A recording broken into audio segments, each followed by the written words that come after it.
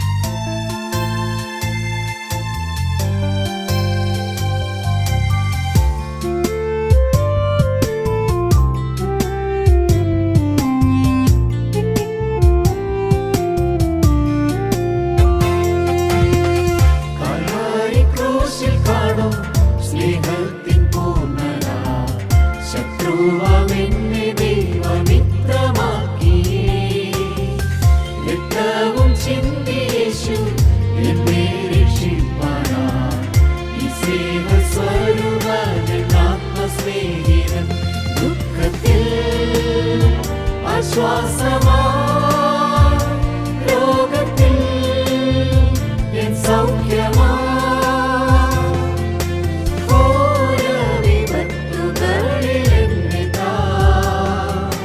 ശാശ്വത ഭുജങ്ങളാൽ മാറോടണച്ചിടും ഈ സ്നേഹസ്വരൂപൻ ആത്മസ്നേഹിതൻ ഈ സ്നേഹസ്വരൂപൻ ആത്മസ്നേഹിതൻ.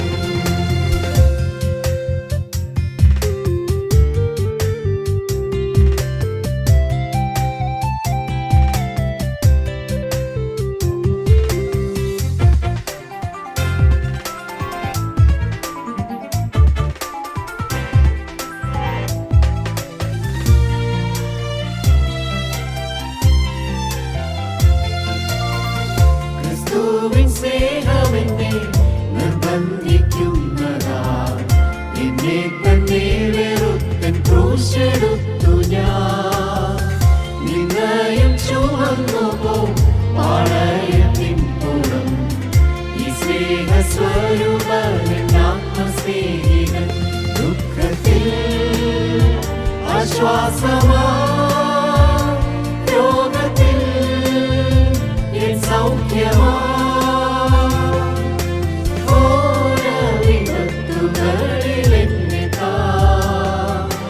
ശാശ്വത ഭുജങ്ങളാൽ മാറോടണച്ചിടും ഈ സ്നേഹസ്വരൂപൻ ആത്മസ്നേഹിതൻ ഈ സ്നേഹസ്വരൂപൻ ആത്മസ്നേഹിതൻ.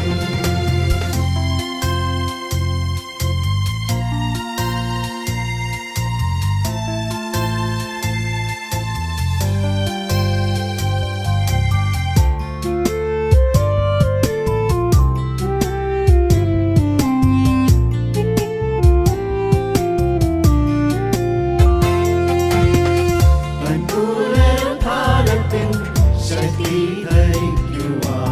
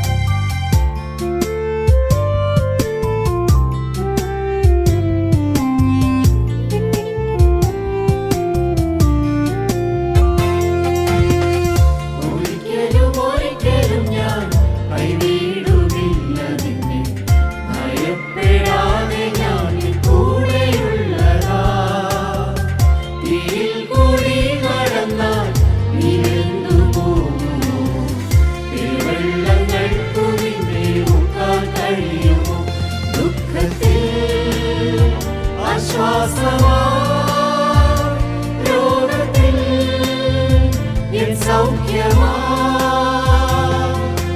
ഘോര വിപത്തുകളിലെന്നിതാ ശാശ്വത ഭുജങ്ങളാൽ മാറോടണച്ചിടും ഈ സ്നേഹസ്വരൂപൻ ആത്മസ്നേഹിതൻ ഈ സ്നേഹസ്വരൂപൻ ആത്മസ്നേഹിതൻ. ദൈവത്തിന് സ്തോത്രം. പ്രിയപ്പെട്ടവരെ, നമുക്ക് രണ്ട് വേദഭാഗം വായിക്കാം.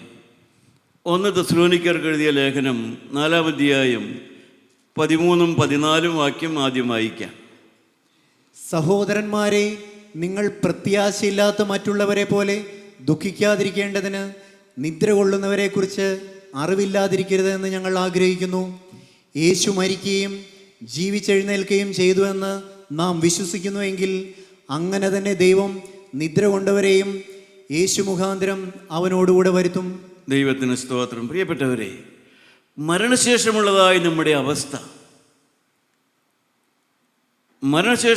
നമ്മുടെ അവസ്ഥയെക്കുറിച്ച് പ്രത്യാശയുള്ളവരാകുക. മരണശേഷമുള്ള അവസ്ഥയെക്കുറിച്ച് നിരാശയില്ലാതെ പ്രത്യാശയുള്ളവരാകുക.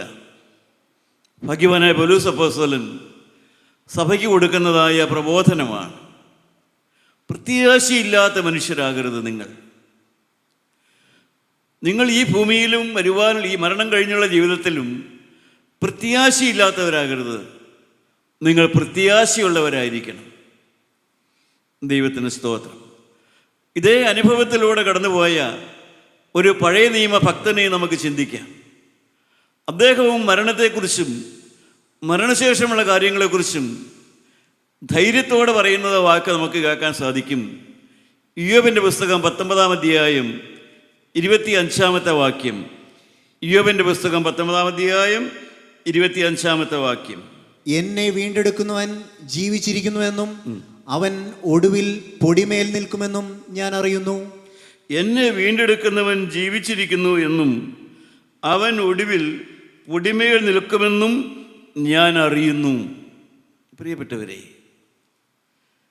ഞാൻ ഇല്ലാതായി പോവുകയില്ല. മരണത്തോടുകൂടെ ഞാൻ ഇല്ലാതായി പോവുകയില്ല. എന്നെ വീണ്ടെടുക്കുന്ന ഒരുവനുണ്ട്, എന്നെ കൈക്കൊള്ളുന്ന ഒരുവനുണ്ട്, എന്നെ കൈവെള്ളയിൽ സൂക്ഷിക്കുന്ന ഒരുവനുണ്ട്. ഞാൻ മരണത്തിന് ശേഷവും ജീവിച്ചിരിക്കും. എന്നെ വീണ്ടെടുക്കുന്നവൻ പൊടിമേൽ നിൽക്കും, അവൻ വീണ്ടും മടങ്ങി വരും. ദൈവത്തിന് സ്തോത്രം. പഴയ നിയമകാലത്ത് ആദിമ നൂറ്റാണ്ടിലെ ക്രിസ്ത്യാനികളും പഠിച്ച വിശ്വാസം അതാണ്. മരണത്തോടുകൂടെ ജീവിതം തീരുന്നില്ല, പ്രത്യാശയുള്ളവരാകുക.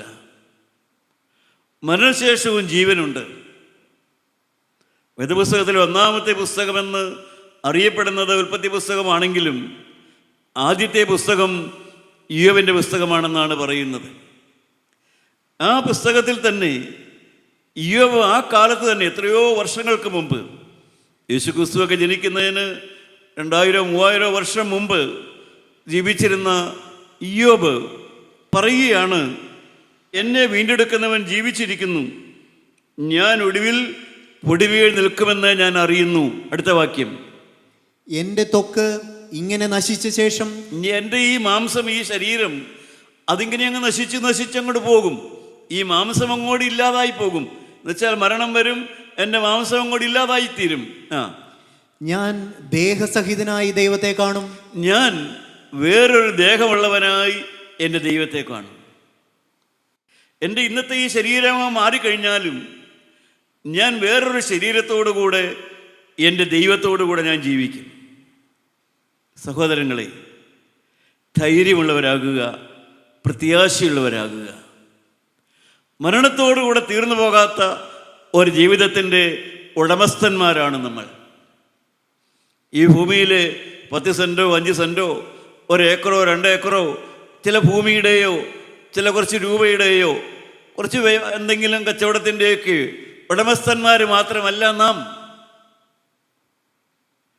നാം മരണത്തോടുകൂടെ തീർന്നു പോകാത്തതായ ഒരു ജീവിതത്തിൻ്റെ ഉടമസ്ഥന്മാരാണ് നാം.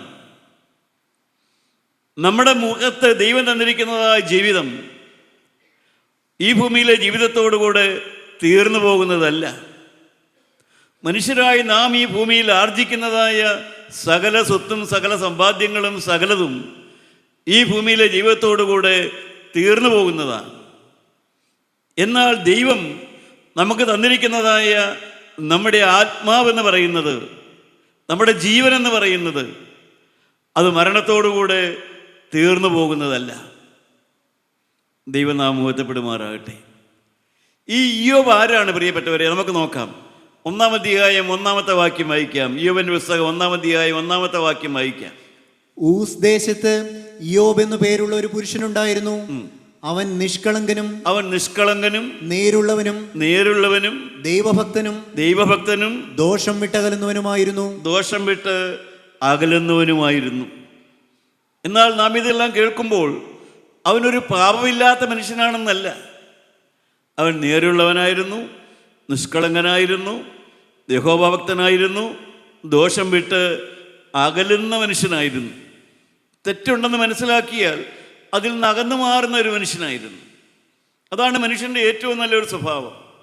ഒരിക്കലും തെറ്റില്ല എന്നുള്ളതല്ല, എൻ്റെ ജീവിതത്തിൽ തെറ്റുണ്ടെന്ന് മനസ്സിലായാൽ അത് വിട്ടങ്ങ് മാറുക, ആ തെറ്റിനി ആവർത്തിക്കാതിരിക്കുക, പാപത്തെ വിട്ട് ഓടുക എന്ന് ഇബ്രാഹിം ലേഖനത്തിൽ പറയും. യവന മോഹം വിട്ട് ഓടുക എന്ന് തീമോഥെയോസിന്റെ ലേഖനത്തിൽ പറയും. ദൈവമക്കളെ, ദോഷം വിട്ട് അകന്നു മാറുക. നിങ്ങളുടെ ജീവിതത്തിൽ നിന്ന് ദോഷമുണ്ടോ? ഇന്ന് വരെ ഉണ്ടോ എന്നുള്ളതല്ല വിഷയം. ഇന്നു മുതൽ അത് വിട്ട് അകന്നു മാറുമോ? അരുതാത്തതായ ബന്ധങ്ങളോ, അരുതാത്തതായ കാര്യങ്ങളോ, അരുതാത്തതായ സമ്പാദ്യങ്ങളോ, അരുതാത്തതായ സ്വഭാവങ്ങളോ, ദൈവം സാധിക്കാത്തതായ എന്തെങ്കിലും നിങ്ങളുടെ ജീവിതത്തിൽ ഇപ്പോൾ നിങ്ങൾക്കുണ്ടെന്ന ബോധ്യമുണ്ടെങ്കിൽ നിങ്ങളുടെ ഹൃദയത്തിലൊരു തീരുമാനമാണ് വരേണ്ടത്.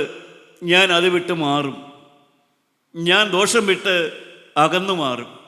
ഇയ്യോബിൻ്റെ ഹൃദയത്തിൽ അത്രയേ ഉണ്ടായിരുന്നുള്ളൂ. ഇയ്യോബ് 10 മക്കളുള്ള സമ്പന്നനായ ഒരു മനുഷ്യനായിരുന്നു. പക്ഷേ യഹോവാഭക്തനായിരുന്നു, ദോഷം വിട്ട് അകലുന്ന മനുഷ്യനായിരുന്നു. മനുഷ്യരായി നമുക്ക് എപ്പോഴും നമ്മൾ ചെയ്തത് ശരിയാണെന്നുള്ള ബോധം നമുക്കുണ്ടാകും. എപ്പോഴും നമ്മൾ തെറ്റുകാരല്ല. പക്ഷേ നമുക്ക് കാലങ്ങൾ, ഓരോ സമയങ്ങളിൽ നമുക്കിത് മനസ്സിലായി കിട്ടും. തിരുത്തണം, തിരുത്തണം, തിരുത്തണം, മാറ്റം വരുത്തണം, അത് വിടണമെന്ന്. ആ ബോധം വരുമ്പോൾ നാം വിടുകയാണ്. അങ്ങനെയാണ് മനുഷ്യൻ വിവേകമുള്ളവനായി മാറുന്നത്. അങ്ങനെയാണ് മനുഷ്യൻ ദൈവഭക്തനായി മാറുന്നത്. അങ്ങനെയാണ് മനുഷ്യൻ ദൈവരാജ്യത്തിൻ്റെ അവകാശിയായി മാറുന്നത്. There is no born holy man. വിശുദ്ധനായി ജനിച്ച ആരുമില്ല. അങ്ങനെ ഒരു മനുഷ്യനില്ല. യേശുക്രിസ്തു ഒഴികെ വിശുദ്ധനായി ജനിച്ച ആരുമില്ല പ്രിയപ്പെട്ടവരെ. എന്നാൽ അശുദ്ധൻ വിശുദ്ധനായി തീർന്ന ധാരാളം പേരുണ്ട്. അവരെയാണ് നാം കാണുന്നത്. ഇയ്യോബും അപ്രകാരം തന്നെയായിരുന്നു. നമുക്ക് നോക്കാം. ഇയ്യോബിൻ്റെ പുസ്തകം 6-ാം അധ്യായം 2-3 വാക്യം വായിക്കാം. ഇയ്യോബ് 6:2-3 അയ്യോ, എൻ്റെ വ്യസനം ഒന്ന് തൂക്കി നോക്കിയെങ്കിൽ, എൻ്റെ വിപത്ത് സ്വരൂപിച്ച് തുലാസിൽ വെച്ചെങ്കിൽ അത് കടൽപ്പുറത്തെ മണലിനേക്കാൾ ഭാരമേറുന്നത്. അതുകൊണ്ട് എൻ്റെ വാക്ക് തെറ്റിപ്പോകുന്നു. പ്രിയപ്പെട്ടവർ, ഇയ്യോബ് കഠിനമായ രോഗത്താലും വേദനയാലും വ്യസനിക്കുകയാണ്. തൻ്റെ 10 മക്കൾ ഒരു ദിവസം അങ്ങ് മരിച്ചു. തൻ്റെ ആടുമാടുകളുടെ സമ്പാദ്യവും എല്ലാം ഒരു ദിവസം കൊണ്ട് പരമദരിദ്രനായി എന്ന് പറയാം.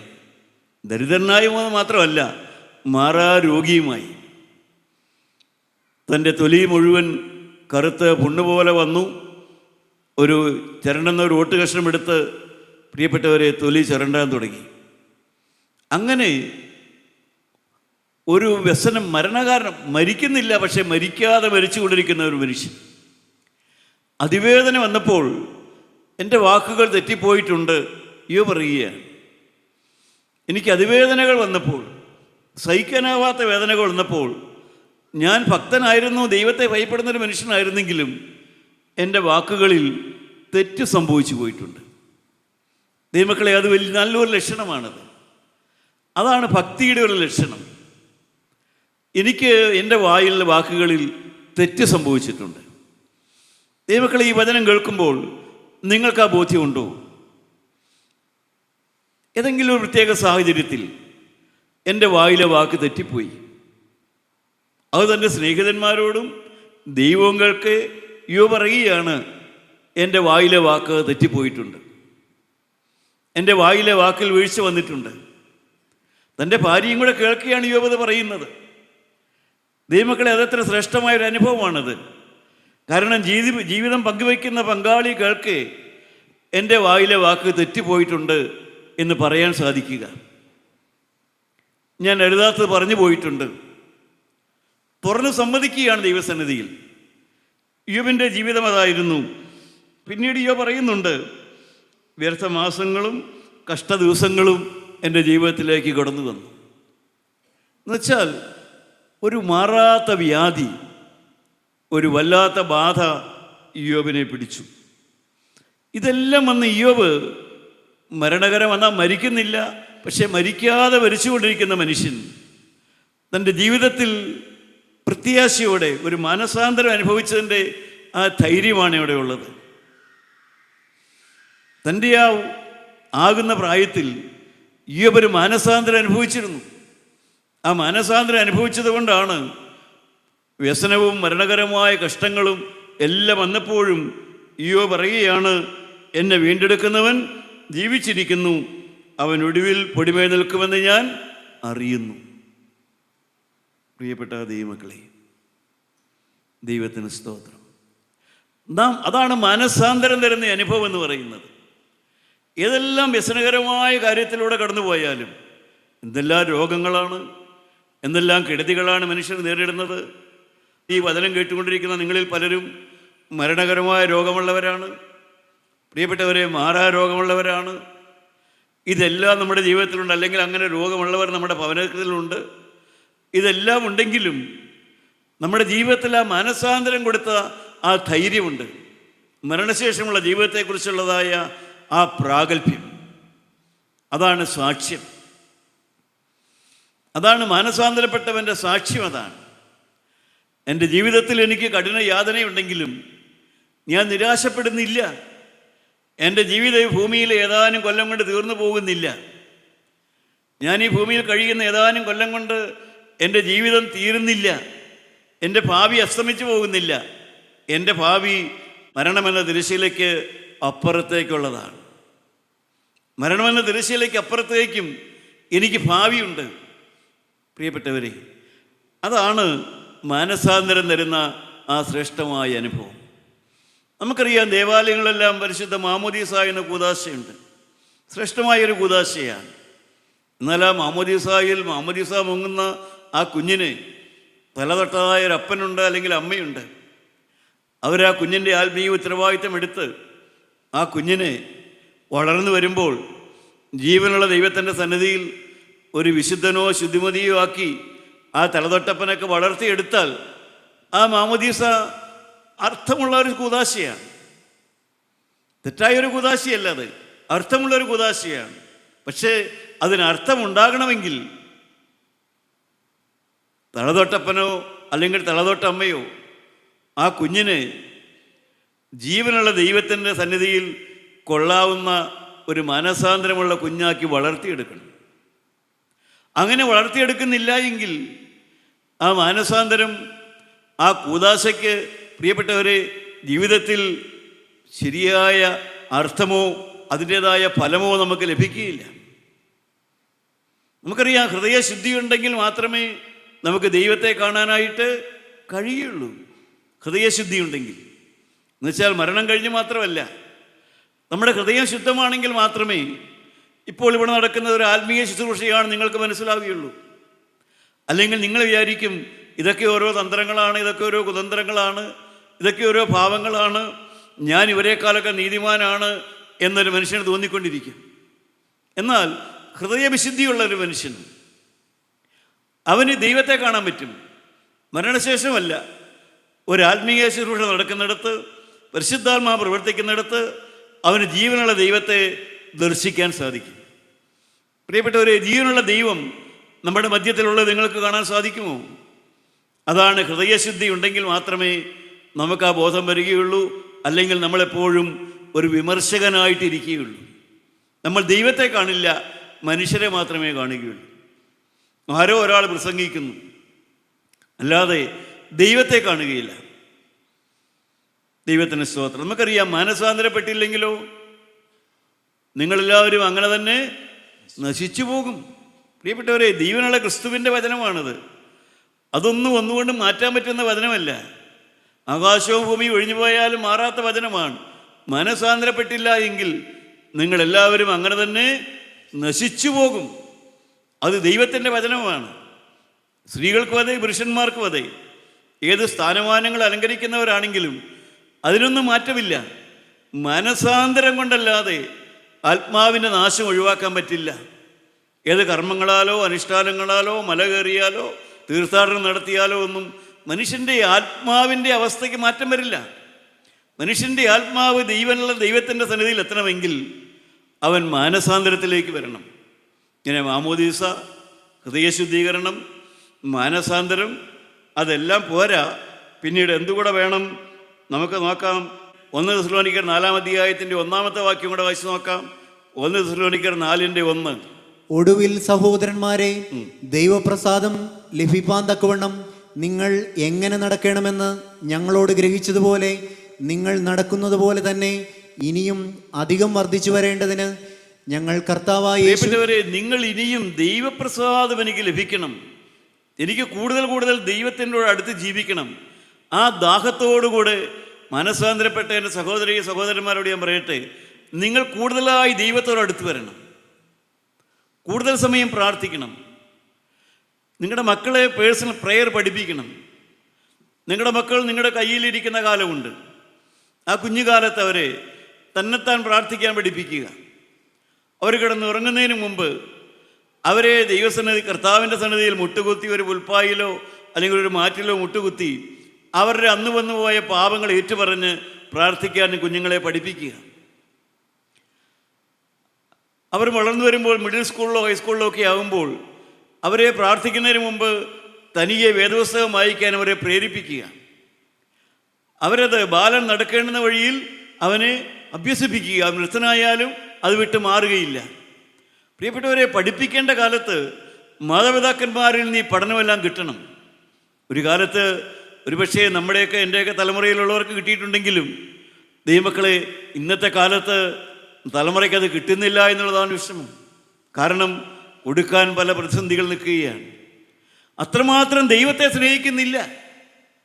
എൻ്റെ കുഞ്ഞ് യേശുവുള്ള കുഞ്ഞാകണം, എൻ്റെ കുഞ്ഞ് യേശുവിനെ വിട്ടുപോകരുത്, എൻ്റെ കുഞ്ഞ് യേശുവിനെ മറന്നു പോകരുതെന്നുള്ളതായ ആ ദാഹമുള്ള മാതാപിതാക്കന്മാരില്ല ഇന്ന്.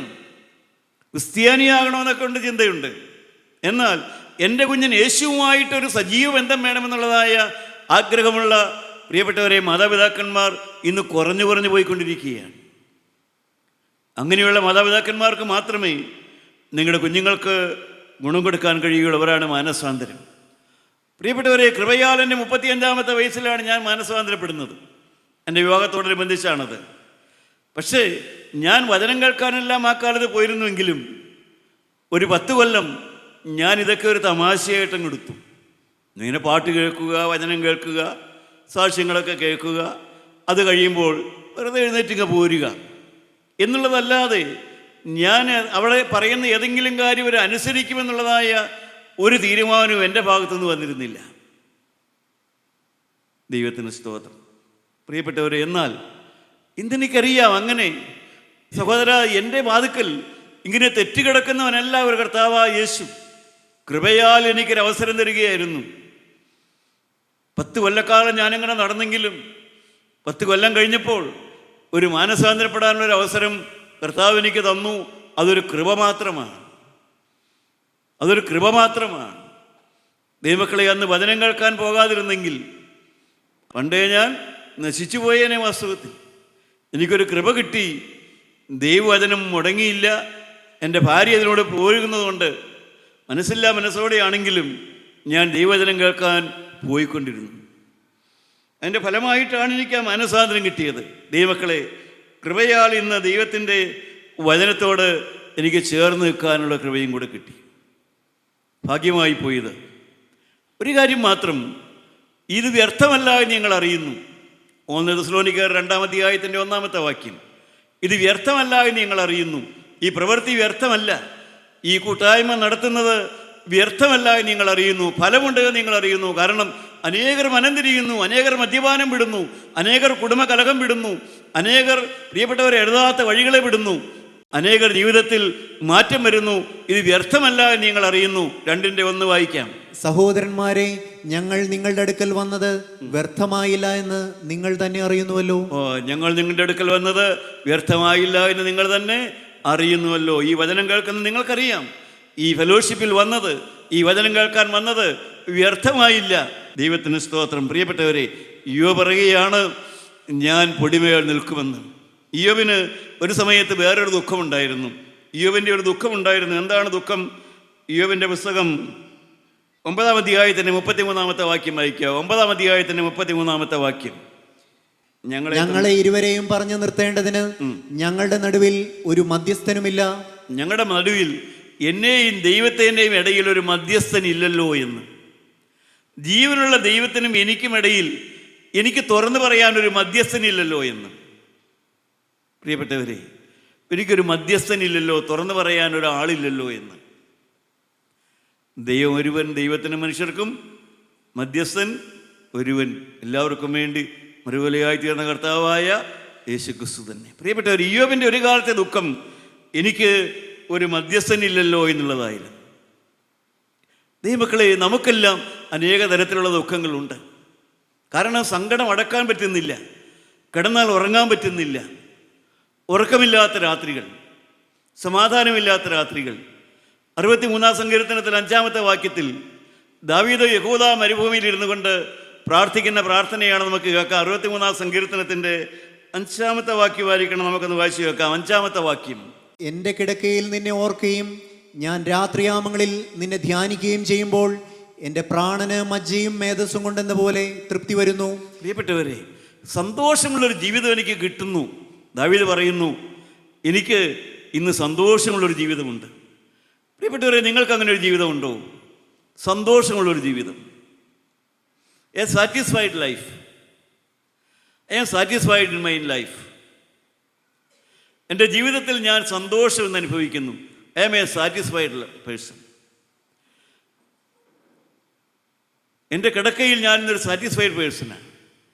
മനുഷ്യർ എന്തെല്ലാം കാര്യങ്ങളാണ് പ്രിയപ്പെട്ടവരെ ഉറക്കം സുഖമാക്കാൻ വേണ്ടി മനുഷ്യൻ എന്തെല്ലാം ചെയ്തു കൂട്ടുന്നത്.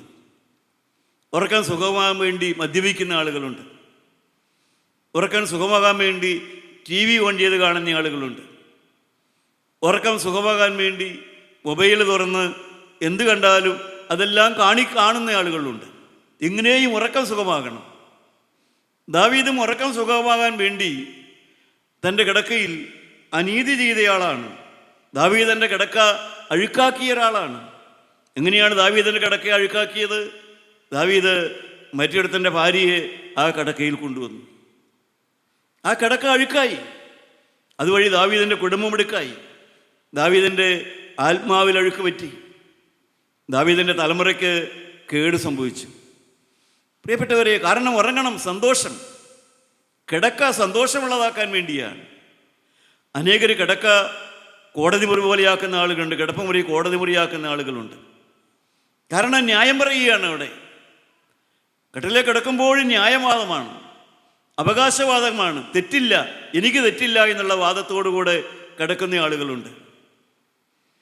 എന്നാൽ പ്രിയപ്പെട്ടവരെ, കിടപ്പുമുറി എന്ന് പറയുന്നത് ഏതെല്ലാം തരത്തിൽ അനേകർക്കും മനോവേദനയുടെ രംഗമാണ് കിടപ്പുമുറി, കിടന്നുറങ്ങുക എന്ന് പറയുന്നത്. എന്നാൽ എങ്ങനെയാണ് സമാധാനത്തോടെ കിടന്നുറങ്ങുവാനായിട്ട് സാധിക്കുക? ദാവീദ് പറയുന്നു, 63-ാം സങ്കീർത്തനം 5-ാമത്തെ വാക്യം ഒന്ന് വായിച്ചു നോക്കാം. എങ്ങനെയാണ് കിടപ്പുമുറി സന്തോഷമായി മാറുന്നത്? എങ്ങനെയാണ്? എൻ്റെ കിടക്കയിൽ നിന്നെ ഓർക്കുകയും ഞാൻ രാത്രിയാമങ്ങളിൽ നിന്നെ ധ്യാനിക്കുകയും ചെയ്യുമ്പോൾ എൻ്റെ പ്രാണന് മജ്ജയും മേധസ്സും കൊണ്ടെന്ന പോലെ തൃപ്തി വരുന്നു. പ്രിയപ്പെട്ടവരെ, നമ്മുടെ കിടപ്പുമുറി നമ്മുടെ ആത്മാവിൻ്റെ വളർച്ചയ്ക്കുള്ള സമയമാക്കാം. ഉറക്കം വരാത്ത രാത്രികൾ, രോഗം കൊണ്ടോ ഏതെങ്കിലും കഷ്ടത കൊണ്ടോ ഉറക്കം വരാത്തതായ സമയങ്ങളെല്ലാം നമ്മുടെ ആത്മീയ വളർച്ചയ്ക്ക് നമുക്ക് പ്രയോജനപ്പെടുത്താം, നമുക്ക് തിരുത്താം, നമുക്ക് ക്ഷമിക്കാം, നമുക്ക് ക്ഷമ ചോദിക്കാം. ഉറക്കം വരാത്ത രാത്രികൾ വീട്ടുകാരോട് നിരപ്പാകാൻ നമുക്ക് ഉപയോഗിക്കാം, പങ്കാളിയോട് നിരപ്പാകാൻ ഉപയോഗിക്കാം, പങ്കാളിയോട് ക്ഷമ പറയാൻ ഉപയോഗിക്കാം, ജീവിതത്തിൽ എന്തെല്ലാം തെറ്റുപറ്റിയെന്ന് കണ്ടുപിടിക്കാൻ ഉപയോഗിക്കാം. അതെല്ലാം ദൈവത്തോട് ഏറ്റുപറയാൻ ഉപയോഗിക്കാം. അങ്ങനെ നമ്മുടെ ജീവിതത്തിലേക്ക് നമുക്ക് സംതൃപ്തി കൊണ്ടുവരാം. ആത്മാവിൽ തീയുള്ളൊരു മനുഷ്യൻ. ഇയ്യോബ് ആത്മാവിൽ തീയുള്ളവനായിരുന്നു. അതുകൊണ്ടാണ് ഇയ്യോബിൻ്റെ പ്രത്യാശ നശിച്ചു പോകുന്നില്ല. ഇയ്യോബിൻ്റെ പ്രത്യാശ നശിച്ചു പോകാത്തതായ ഒരു പ്രത്യാശയോടുകൂടെയാണ് ഇയ്യോബ് ജീവിച്ചത്. എന്താണ് ഇയ്യോബ് പറയുന്നത്? എന്നെ വീണ്ടെടുക്കുന്നവൻ ജീവിച്ചിരിക്കുന്നു. പ്രിയപ്പെട്ടവരെ, എന്നെ വീണ്ടെടുക്കുന്നവൻ ജീവിച്ചിരിക്കുന്നു. ദൈവത്തിന് സ്തോത്രം. കർത്താവായ യേശു ജനിക്കുന്നതിനും മരിക്കുന്നതിനും വർഷങ്ങൾക്ക് മുമ്പേ ഇയ്യോബ് പറയുകയാണ്, മരണശേഷവും എനിക്ക് ജീവനുണ്ട്. മരിച്ചാലും ഞാൻ തീർന്നു പോകുന്നില്ല, മരണശേഷവും എനിക്ക് ജീവനുണ്ട്. ദൈവങ്ങളെ, നിങ്ങൾ എത്ര പേർക്ക് ആ ബോധ്യമുണ്ട്? മരണശേഷവും എനിക്ക് ജീവനുണ്ട്. ആ പ്രത്യാശ, അതാണ് അപ്പോസ്തലൻ ഓർപ്പിച്ചത്. പ്രത്യാശയില്ലാത്ത മനുഷ്യരെ പോലെ നിങ്ങൾ ദുഃഖിച്ചു പോകരുത്. മരണത്തിന് ശേഷം എനിക്കൊരു ജീവനുണ്ട്. ദൈവനാമത്തിൽപ്പെടുമാറാകട്ടെ. എന്നെ വീണ്ടെടുക്കുന്നവൻ ജീവിച്ചിരിക്കുന്നു. എനിക്കൊരു മധ്യസ്ഥനില്ല എന്ന് നിലവിളിച്ച ഇയ്യോബ് ഇപ്പോൾ പറയുകയാണ്, എനിക്കൊരു വീണ്ടെടുപ്പുകാരനുണ്ട്. എന്നെ വിലയ്ക്ക് മേടിക്കുന്ന ഒരാളുണ്ട്. എന്നെ ആവശ്യമുള്ള, എന്നെ വേണ്ട ഒരാളുണ്ട്. അവൻ എന്നെ വിലയ്ക്ക് മേടിക്കുന്നവനാണ്. പ്രിയപ്പെട്ടവരെ, നമ്മളെ വിലയ്ക്ക് മേടിക്കാൻ മനസ്സുള്ളൊരുവനുണ്ട്. എന്നെയും നിങ്ങളെയും പോലെയുള്ള മനുഷ്യരെ, മദ്യപാനമുള്ള നിന്നെ, പലതരത്തിലുള്ള ദോഷമുള്ള നിന്നെ, അനേക പാപങ്ങളിൽപ്പെട്ട നിങ്ങളെ, പ്രിയപ്പെട്ടവരെ, രക്തം കൊടുത്ത് വിലയ്ക്ക് മേടിക്കുന്ന ഒരുവനുണ്ട്. അതാണ് സുവിശേഷം.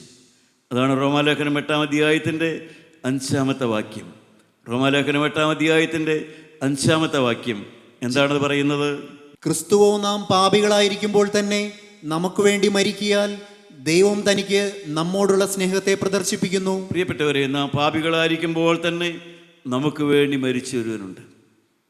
അങ്ങനെ ഒരു വീണ്ടെടുപ്പുകാരൻ നമുക്കുണ്ട്. നാം പാപം ചെയ്ത് ജീവിച്ചപ്പോൾ, ദൈവത്തെ മറന്ന് ജീവിച്ചപ്പോൾ, മർദ്ദനമുറകളും മർദ്ദനവും അടിപിടിയും കലഹവും കൊലപാതകവും എല്ലാമായി നടന്ന കാലത്ത്, പ്രിയപ്പെട്ടവരെ, നാം പാപികളായിരുന്നപ്പോൾ ക്രിസ്തു നമുക്ക് വേണ്ടി മരിച്ചു. അതിനാണ് വീണ്ടെടുപ്പ് എന്ന് പറയുന്നത്. ആ സ്വർഗീയ ഭാഗ്യമാണ് അനേകർക്ക് അറിയാത്തത്. ഇന്നത്തെ ക്രൈസ്തവരിൽ അനേകർക്കത് അറിയില്ല. കർത്താവായ യേശു ക്രിസ്തു എനിക്ക് വേണ്ടി എന്താ ചെയ്തതെന്ന്. എങ്ങനെയാണ് മനുഷ്യൻ ദൈവരാജ്യത്തിലെത്തുന്നത്? എങ്ങനെയാണ് മനുഷ്യൻ്റെ പാപം മാറുന്നത്? എങ്ങനെയാണ് മദ്യപാനം മാറിക്കിട്ടുന്നത്? എങ്ങനെയാണ് കുടുംബത്തിലെ കലഹം മാറുന്നത്? എങ്ങനെയാണ് ദാമ്പത്യത്തിൽ ഒരു മനസ്സ് വരുന്നത്? ഇതെല്ലാം ക്രിസ്തുവിലേക്ക് തിരിയുമ്പോഴാണ്. ക്രിസ്തു എനിക്ക് വേണ്ടി എന്ത് ചെയ്തു എന്ന് മനസ്സിലാക്കുമ്പോഴാണ്. നാം പാപികളായിരിക്കുമ്പോൾ തന്നെ ക്രിസ്തു നമുക്ക് വേണ്ടി മരിച്ചു. പ്രിയ ദൈവത്തിലെ, നിനക്ക് വേണ്ടി മരിച്ചവനായൊരു യേശു, നിനക്ക് സമാധാനം തരാൻ വേണ്ടി മരിച്ചൊരു യേശു, നിന്റെ മദ്യപാനം മാറാൻ വേണ്ടി മരിച്ച യേശു, നിന്റെ കുടുംബത്തിൽ ഐക്യം വരാൻ വേണ്ടി മരിച്ചവനായൊരു യേശു. പ്രിയപ്പെട്ടവരെ, അങ്ങനെ ഒരു യേശുവിനെ നിങ്ങൾ പരിചയപ്പെട്ടിട്ടുണ്ടോ? അങ്ങനെ ഒരു യേശുവിനെ നിങ്ങൾ അറിഞ്ഞിട്ടുണ്ടോ? അവനാണ് നമ്മുടെ കർത്താവായ യേശു ക്രിസ്തു. അവനാണ് നാം ഒരിക്കൽ പൊടിമേൽ നിൽക്കുമെന്ന് പറയുന്നത്. സ്വർഗത്തിലെ മാലാഖ പറഞ്ഞല്ലോ, യഹൂദാ പുരുഷന്മാരെ, നിങ്ങൾ ആകാശത്തേക്ക് നോക്കി നിൽക്കുന്നതെന്ത്? നിങ്ങളെ വിട്ട് സ്വർഗാരോഹണം ചെയ്തവനായ യേശു പോയതുപോലെ മടങ്ങി വരും. എൻ്റെ പ്രിയപ്പെട്ടവരെ, ഈ നല്ലവനായ യേശു മടങ്ങി വരും. നമുക്ക് വേണ്ടി മരിച്ചു. നമ്മുടെ നാം മരിക്കേണ്ടിടത്ത് പകരം യേശു നമുക്ക് വേണ്ടി മരിച്ചു. ദൈവക്കളെ, ഞാനായിരുന്നു മരിക്കേണ്ടിയിരുന്നത്, എന്നാൽ എനിക്ക് പകരം മരിക്കാൻ യേശു വന്നു. എൻ്റെ പാപം എൻ്റെ ഭാര്യ ഏറ്റെടുക്കൂ. നിങ്ങളുടെ പാപം നിങ്ങളുടെ ഭാര്യ ഏറ്റെടുക്കൂ. നിങ്ങളുടെ ഭർത്താവ് ഏറ്റെടുക്കൂ. നിങ്ങളുടെ അമ്മയോ അപ്പനോ ആരെങ്കിലും ഏറ്റെടുക്കൂ. പ്രിയപ്പെട്ടവരെ, നമ്മുടെ എല്ലാ കുളർതായ്മകളും ആരെങ്കിലും ഏറ്റെടുക്കൂ. ചിലതൊക്കെ ചിലപ്പോൾ ആരെങ്കിലും ഏറ്റെടുത്തേക്കായിരിക്കാം. എന്നാൽ സഹോദരീ സഹോദരന്മാരെ, നമ്മുടെ എല്ലാ ചീഞ്ഞതും അളിഞ്ഞതും വളിച്ചതും എല്ലാ ദുർഗന്ധമുള്ളതുമായ എല്ലാ പാപവും ഏറ്റെടുക്കാൻ ആരെങ്കിലും ഉണ്ടോ സഹോദര? നിന്റെ ജീവിതത്തിൽ ഇതുവരെയും വന്നുകൂട്ടിയതായ രഹസ്യവും പരസ്യമായ എല്ലാ മ്ലേച്ഛതയും ഏറ്റെടുക്കാൻ ആരെങ്കിലും ഉണ്ടോ? പ്രിയപ്പെട്ടവരെ, അത് നീ വിളിച്ച് ചോദിച്ചാൽ ഒരാൾ മാത്രമേ ഉത്തരം പറയുകയുള്ളൂ. നമ്മുടെ തലകളെ നമുക്ക് വണക്കാം. പ്രിയപ്പെട്ടവരെ, നിങ്ങളൊന്ന് അദൃശ്യമായി വിളിച്ച് ചോദിച്ചു നോക്കൂ. എൻ്റെ ജീവിതത്തിൽ ഇന്നുവരെയും വന്നുപോയ എല്ലാ മ്ലേച്ഛതയും എല്ലാ പാപവും എല്ലാ കൊള്ളരുതായ്മയും എല്ലാ ചീഞ്ഞളഞ്ഞതുമായ എല്ലാ സ്വഭാവങ്ങളും രഹസ്യവും പരസ്യമായത് എല്ലാം ഏറ്റെടുക്കാൻ ആരെങ്കിലും ഉണ്ടോ എന്ന് ചോദിച്ചാൽ ഉത്തരം പറയാൻ ഒരുവനേ ഉള്ളൂ. അവനത്രേ കാൽവരിയിൽ നിങ്ങൾക്ക് വേണ്ടി മരിച്ചവനായ യേശു. അവൻ്റെ ഉത്തരം ഇത് തന്നെയായിരിക്കും: മകനെ, ഞാൻ നിനക്ക് വേണ്ടി മരിച്ചോളാം. നീ മരിക്കേണ്ടതിന് പകരം ഞാൻ മരിച്ചുകൊള്ളാം. നീ പൊടിമേൽ നിൽക്കുമെന്ന് ഈയോ പറഞ്ഞത് അതുകൊണ്ടാണ്. എൻ്റെ പ്രിയപ്പെട്ടവരെ, എൻ്റെ മൃതന്മാർ ജീവിക്കും, എൻ്റെ ശവങ്ങൾ എഴുന്നേൽക്കും. ഹല്ലേലൂയ, ദൈവവേദലേ. ഇതെല്ലാം പ്രവാചകന്മാർ പറയുന്ന വാക്കുകളാണ്. പാപം മാറി നാം ജീവനിലേക്ക് കടക്കും.